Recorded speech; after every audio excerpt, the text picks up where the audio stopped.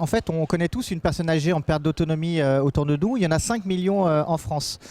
Et pour ces personnes, pouvoir se déplacer, c'est très compliqué avec les transports en commun, avec un taxi, un chauffeur privé classique ou avec sa voiture.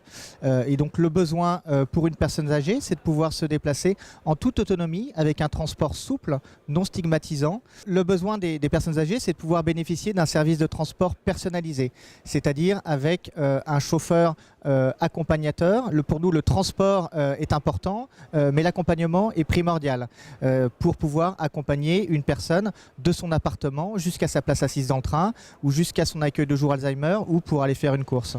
Le problème pour une personne âgée qui devient fragilisée, cette fragilité est progressive et donc elle ne s'en rend pas forcément compte. Le conjoint part, les enfants sont en moyenne à plus de 200 km, on a de moins en moins de goût à sortir, on perd du lien social. Et donc ensuite, on a des fragilités physiques et cognitives qui viennent progressivement.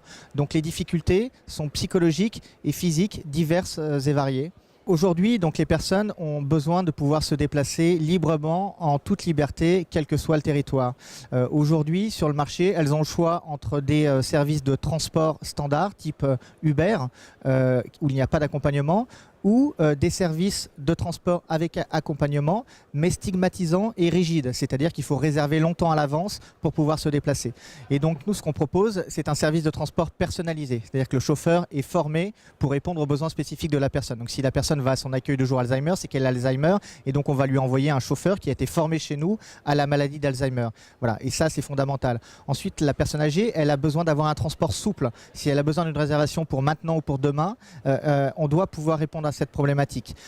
La personne a ensuite besoin d'un service humain, c'est-à-dire permettant de recréer du lien social, mais avec la capacité également de comprendre toute sa subjectivité. C'est-à-dire qu'un algorithme, aujourd'hui, n'est pas capable de comprendre la fragilité d'une personne âgée.